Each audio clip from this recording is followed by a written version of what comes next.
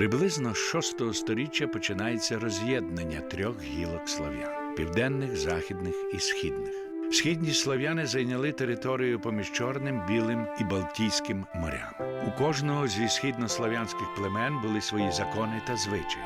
Київський літописець каже, що його земляки – поляни тихі і покірливі. І шлюбні обичаї мають. Не ходить жених по невісту, а приводять її ввечері. Наступного ж дня приносять, що за нею дадуть. Древляни, за словами літопису, жили мов звірі, вбиваючи одне одного. І брачення у них не бувало, а умикали дівиць біля води. Щоб завжди бути готовим до раптового нападу ворога, будували житло з різними виходами. Всі цінні речі і навіть хліб ховали в глибоких ямах. Звичаї радимичів, вятичів і сєвєрян були схожі з древлянськими. Жили вони теж у лісах, їли все нечисте, не знали сімейних відносин. Молоді люди сходилися на ігрища поміж селами, хапали собі жінку, хто з котрою умовився, і жили без обряду. Так мали по 2 і по 3 жінки. Київські та волинські слов'яни здавна ховали мертвих. Вони вірили, що людське життя триває і після смерті, і що померлі можуть з'являтися поміж живими. Тому пишним похованням намагалися задобрити покійника, щоб не докучав і не шкодив по смерті.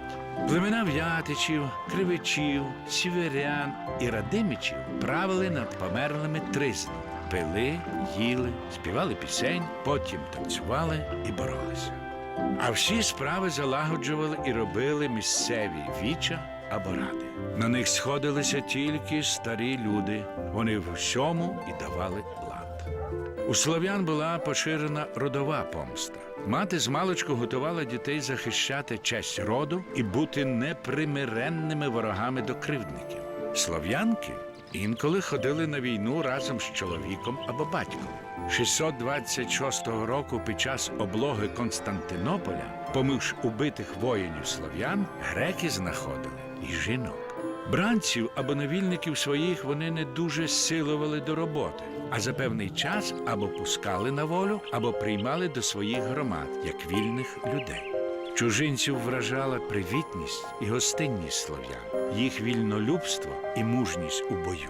Слов'яни – люди відважні і войовничі, і якби не було незгоди серед їх численних і розкиданих племен, то з їх силами не міг би боротися ні один нарід у світі. Наводить слова арабського письменника український історик Іван Крип'якевич.